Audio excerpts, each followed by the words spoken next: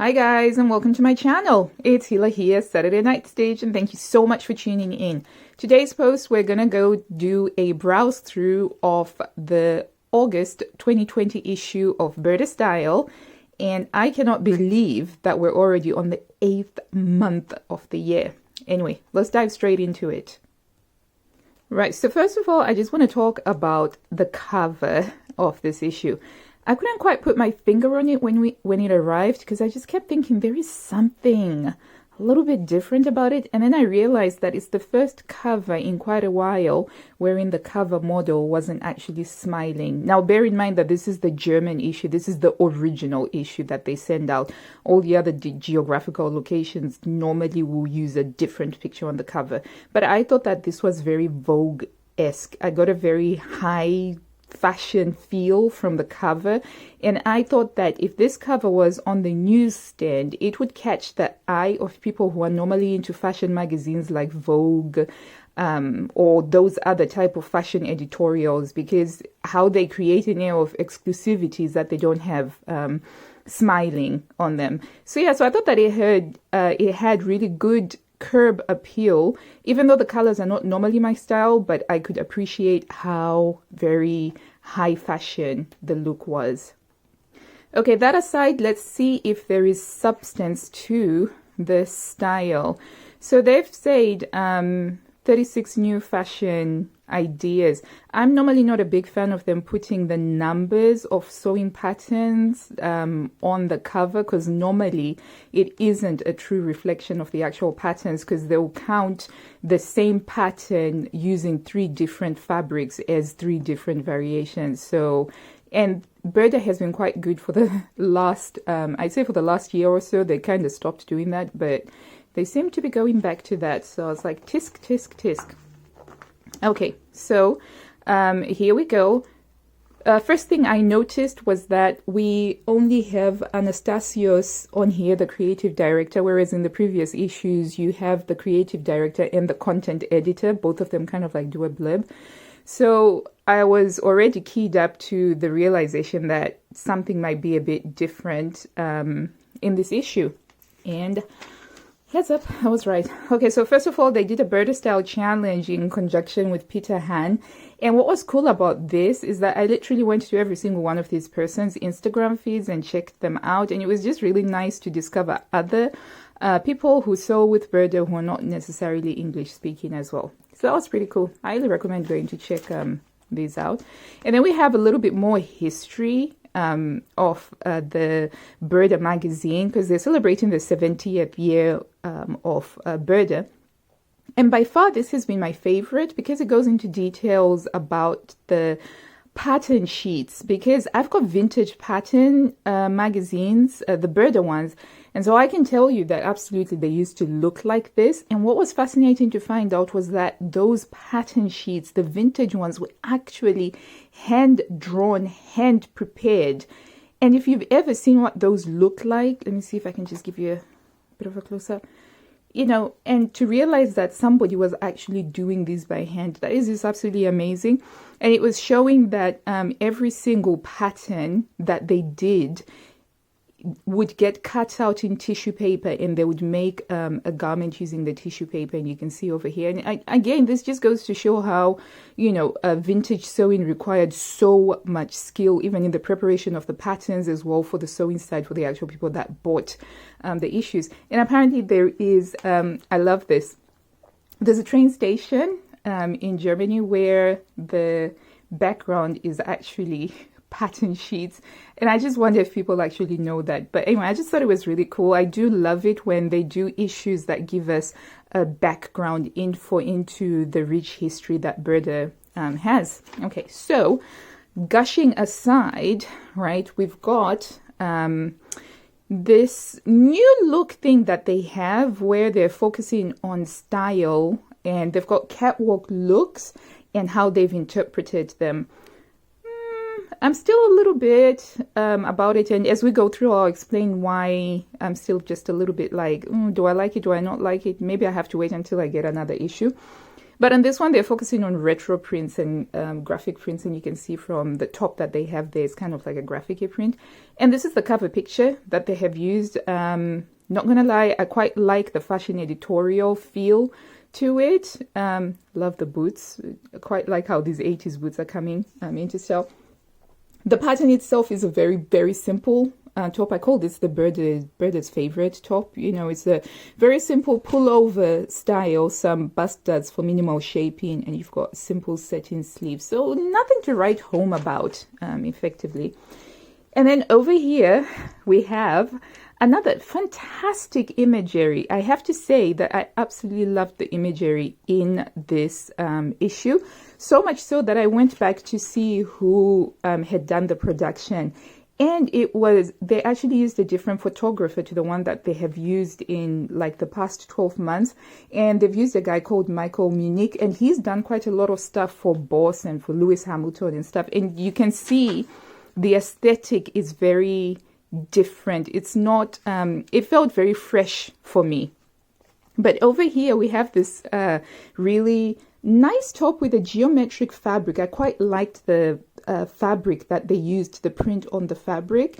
And it's a very simple top with a drop shoulder. You can see that's where the shoulder seam is. Quite a loose fit. Sorry, my English is not so good sometimes. Some bust studs, really voluminous sleeves.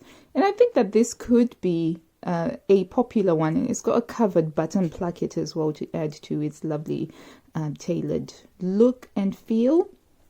And then over here, we've got the tall pattern, sizes 72 to 88. This caught my eye in the preview, but because it's a tall pattern, I'm not sure about how the proportions would work on me, but I thought that the fabric that they used, absolutely banging. Love the style lines because this is very 70s inspired, and I loved the overall look and feel of how they presented it. And then over here, we've got another simple tunic, and again, with the retro graphic prints. This one's in a size 36 to 44, but this one's got a deep V neck. Again, typical of the Burda favorite top pattern. What is different about this particular top is that the sleeves have got kind of like a cuff over here, and then the fiddly ties, which, you know, guys, I'm a very practical kind of person. I actually do stuff in the clothes that I'm wearing. And for me, this is just so impractical for my life when I have to wash hands, serve food, prepare food. So if I were to make this, I really wouldn't bother with these fiddly ties. I mean, they look banging in a picture, don't get me wrong, but completely impractical. Separately, love the fabric. And then we've got the petite sizes, so sizes 17 to 21. And we have this simple skirt with sort of like princess seam lines down the middle. So it's a panel skirt because you've got a front panel and then you've got side front panels. I quite liked this skirt, actually. This kind of grew on me. And I was kind of like, definitely could see myself making that. So I want to point out another interesting thing that the editor says at the beginning. He considers this the beginning of autumn sewing, which I thought was very different because here in England, we'd still consider August as very much a summer month. It's like the last of the summer. So you do kind of get an autumnal vibe from some of these prints that they have used and from the pictures themselves, which I was like, oh, okay, good to know. And then we have here this lovely dress, tunic dress, and it's got a tie neck that's actually threaded through. So the neck line has got a casing that you thread the belt through to kind of create a pussy bow blouse effect. It's got a yoke at the back and a deep pleat. So made in a viscose fabric, this would be like really beautifully drapey. Again, it's quite loose fit. A little bit disappointing. I would have liked to see a bit more shaping on this because I think that it would have been really lovely. But again, banging boots. I love boots. It's like here. And then we get another view of it. And again, I love this. The photo shoot, the feel of this particular section of the magazine, it felt really fresh. It didn't feel stale like what we've been used to over the last 12 months or so. I really quite like that. And I quite like that you really get a good idea of how long the dress is in terms of proportion. And it's just showing off that pleat there at the back. Okay, and then we've got a skirt. It's a simple wrap style skirt that has got a D ring over here. This one is in sizes 36 to 44, so at least it's not a tall size skirt. Beautiful print that they've used here. Nothing to write home about, really. Okay, and then we've got a lovely jacket in a really lovely jacquardie style fabric. Piping details. I am loving piping so much at the moment. I have to mention these pockets though. I'm sorry, but these pockets, they seem a little bit too high to be useful. I'm feeling like this is the bust line over here, and then you've got a pocket over there. How are you going to be making use of that? Sort of feel like they should have been, you know, lower or inseam pockets, but excellent tailoring details. Beautiful photo shoot. Catches my eye. Makes me feel inspired to sew, because sometimes that's just what I want from a magazine. Sometimes I just want to find the inspiration to sew, and I kind of feel like this gives me that, despite the problems with the actual functionality of the pockets. High-waisted cigarette pants, another Burda staple. You can never go wrong with those. These have got a button added at the pocket, presumably to prevent your pocket from gaping. Beautiful fabric. I like the fabric.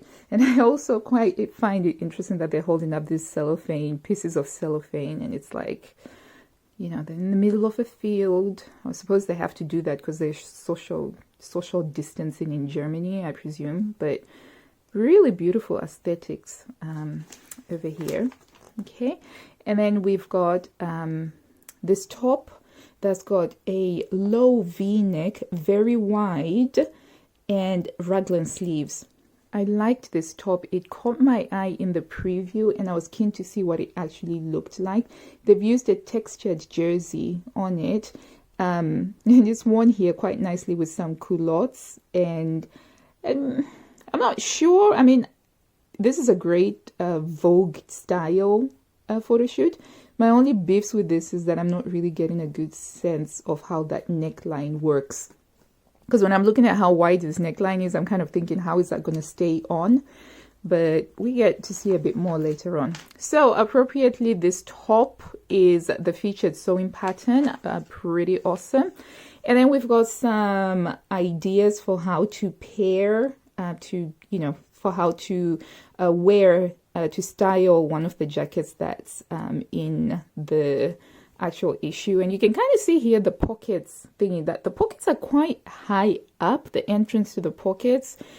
So I feel like these pockets would only be useful for putting stuff in, but they can't be a place where your hands get to hang out because it's too high. And for me, a pocket, it has to fulfill two things. I have to be able to use it to put my phone or whatever I need to put in it, and I have to have somewhere for my hands to hang out when I'm feeling awkward, and when you're in a situation where you just don't know what to do with your hands, sticking them in your pockets help, but it doesn't help if the pockets are located in an awkward place. But that's just a personal thing. And then we've got a bit about makeup, which I actually found interesting because I'm learning how to put makeup on. And then we've got that skirt again, but this time it is in black, and it has been used for work wear.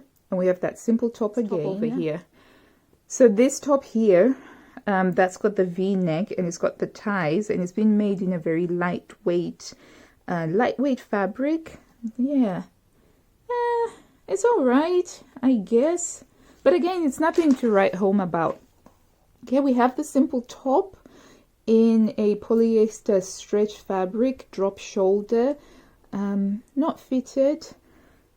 Those trousers again, but this time in black for simple outerwear, for simple workwear, which I haven't been in the workplace for a while now, ever since I had all of my kids and then worked part-time and then stopped working. But I used to work in academia, and it was in business and management, so we kind of had to dress in kind of like a business wear style thing. And even me, at the time, I was considered the most adventurous dresser within my faculty. I still wouldn't have worn kind of like a bra top over this to go to work. That's just a personal opinion. But the trousers are quite nice. Definitely something that I would have worn to work. And we've got that top again. And when I saw it like this here with the low V-neck line, I got a better idea of how this might work on me. I'm not too keen on the ruching, simply because when you do the ruching here, you have to have an elastic that's pulled taut, and you know, you're just gonna have it kind of like scratching up against your, you know, against your skin, and I don't like that. I don't feel that it is necessary. So if I were to make that, I would probably skip the ruching. We got some lovely wide leg trousers. You can never go wrong with wide leg pants, except for I don't like the color selection because yeah, I can't keep these clean basically. I envy people who keep these clean. It's pretty cool. Yeah. Right, and then we've got the jacket, which I think is a really nice looking jacket. It doesn't have a lapel, so it's got a very minimalistic vibe to it. I feel like I've seen something similar in the last 12 months or so, definitely. And it's got a jetted pocket, beautiful tailoring, absolutely outstanding tailoring. And I think that if I did work in a corporate environment and I also had time to sew, I would try and make that for myself. This dress I loved everything about it. Loved the print, the 70s style print, the way that they styled it with these boots, with these knee-high boots. Basically, give me knee-high boots and I would just go gaga over it. And I like that little keyhole detail. And this is one of the 3 things that I was like, oh yeah, I definitely make those. Separately, I did trace out 2 items, which I'll show you towards the end. Moving quickly on, we have this dress here. It's a fit and flare style dress, and we have some added detail of a yoke at the front and some princess seams, as well as a center front seam over there. So it's got a lot of detail going on that bodice, and I think that this could be a fun dress, and I definitely cannot wait to see what the Burda sewing community does with this, because it looks like this would be a popular one. And then we've got a vest number 115, which is very similar to the It piece from the September 2019 issue. And I know that because the September 2019 issue was one of my favorites. But I kind of feel like this is a repeat of that. And I don't approve of repeats within the same 12-month period, personally speaking. I think you have to cater to the people that take out a year's subscription, and it's not cool to repeat patterns within the year. But what do I know? I'm not the owner of Burda or anything like that. We've got some product placement thingies going on. The blazer has been a featured sewing pattern, which is pretty cool. It's always nice when they do featured sewing pattern lessons for the more complex patterns. So this one is kind of like a 4-dot pattern, so it's helpful to have instructions for it. Okay, and we've got some more product features and product placements. We've got that dress. This time it's been made sleeveless, and we've added some pocket flaps at the waist. Made in a more structured fabric. You kind of get the 60s vibe with it, because this is a structured polyester style fabric. I like the color of the fabric, but I don't particularly like the drape of the fabric itself, because you can see the seam lines. It's that sort of fabric that doesn't take an iron really well, and you'll always be able to see the seam lines. So not a big fan of that. We've got that top again, but this time it's been made in a lovely silk with tiny little polka dots. I think that this is going to be a popular one. Actually, looking at it on this picture, I can see a lot of people getting into making this, especially because of those voluminous sleeves and the drop sleeve. It's just got a very relaxed chicness to it. And then we've got the vest again, but this time it's been shorted, so it looks more like is it a gilet? Yeah, it looks kind of more like a vest that you just tie over. Banging colors, so I do like the color combination on there. And then we've got the top, the tailored jacket blazer. Sorry, it's a blazer. But this time it's been given some flutter sleeves over here and made into kind of like a tie cardigan. I'm still in 2 minds about that. Let me know what you think. Do you think that this works as a cardigan? It's an interesting concept, but I'm not entirely sold on it. And we've got that skirt again, and I have to say this skirt was more palatable to me when it was in the solid rather than in the print, which is very unusual for me. I normally go for prints, But we've got the giant buckle. You see a little bit more of the detail, and you've got an asymmetrical hem. So once I saw it in a solid color, I thought, yeah, this could definitely be a popular one. And then we've got that beautiful tall sizes dress, and this time it's in a really fine crepe, so it's got like some drapiness to it. I kind of feel like this is the sort of dress that Kate Middleton would wear. Consequently, I think it will be quite popular, although I think you'd need to be careful about the proportions. You'd really need to do the thing where you resize it, because it's been drafted for the tall sizes. That simple top again. I love these shoes. These shoes are so banging. I was like, I want to get those shoes. And then we've got a tutorial on how to make a bag, a very simple sort of bag. The kids section was specifically focused on ballet for the little girls. So very simple, super easy patterns to make. I'll definitely be using this one to make little skirts for my girls from leftover fabrics, because it doesn't require a lot of fabric at all. And then we've got a lovely top. I love this fabric. I love this fabric. It reminds me of the Morris fabric Strawberry Thief that you get from Liberty. And so a part of me can't decide whether this is a good pattern or I just like the fabric that they've interpreted it in. But it's a simple shirt, loose fitting, yoke at the back, and some pleating over there. Got some capri pants / jeans. You could probably lengthen these if you wanted to. Always good to have some a jean type trouser pattern that you can use. This one's been made in a cotton sateen, and it's quite lovely. And then we've got this shirt dress, which, oh my gosh, I don't know whether it's the combination of the chambray blue and those sleeves that just have just the right amount of volume to them. And then you've got like the white buttons, and then the background, the interiors, they just look absolutely amazing. I loved this. I saw this and I was like, oh man, I would love to make a shirt dress like this. And this is like the 4th time in a row now that we have dogs in a Burda photo shoots. I don't know what that's about. And then we've got another lovely top with cuffs. I'm a sucker for cuffs, and these ones are even better because they've used a different fabric, a contrasting fabric for them. It's a super easy pattern. This is a Burda standard pattern, basically. And this jacket, how awesome is this jacket? I love the fit around the shoulders. It's a raglan sleeve, and then you've got a stand collar. Everything about this to me just screams absolutely wonderful. And it looks like it's got some inseam pockets over here. I thought that this was a great pattern, and I can see this one being very popular. And then we've got the shirt dress, but this time it's in a printed fabric. Didn't catch my eye as much as the other one in the chambray, but I think that this could be another popular pattern as well.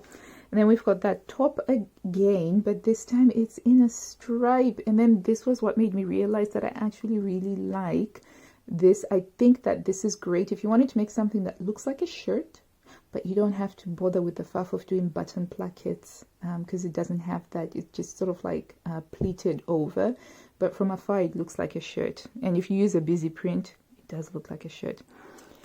Okay, and then we've got some accessories, sewing accessories, and a lesson on how to do the lining and how to take the sleeves off of the top. And here we go, and some simple stash busting tutorials. There we go. I thought that this was a solid issue, and if you just hang on, I'll just show you what I've traced from this issue and what I'm going to be making. Okay, so I have traced out number 103 over here, and I need time to cut it out, but I'm going to be making it in this digital print cotton jersey that I got from Fabrics for All. Sadly, I didn't get enough to make the long sleeves, so I'm going to have to fold it under so that it's going to be a short-sleeved one.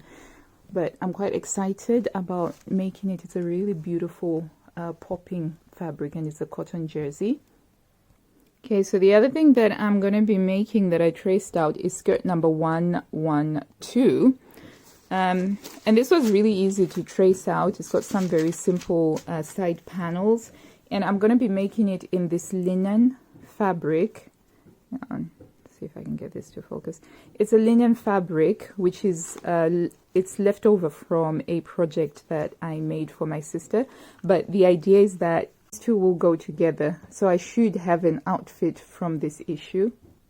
So yeah, so I thought that there were some really good patterns in here. I quite liked this dress, and I hope to make this dress in the next few months or so when I have a bit more time. I also liked this fitted dress because of all of the details that it has on that bodice, and I'd love to make this in a ponte that I can wear in winter, layered over turtlenecks and everything. And I'll definitely be making these little skirts for my daughters from any leftover fabrics that I have. So I thought that this was a good solid addition to my collection, as well as the fact that it does have some really great pictures, and I do hope that they keep going on with making this making the magazine itself look nice and fresh and not at all stale and boring. So in terms of the inspiration factor, I rate this magazine quite highly. It did make me feel like I gotta make time to sew. I want to realize some of these visions, and I quite like it when my sewing magazines do that for me. So yeah, let me know what you think of this issue in the comments down below. Are you going to be making anything from this issue? I would love to hear from you. And yeah, until I see you next time, guys, happy sewing. Bye.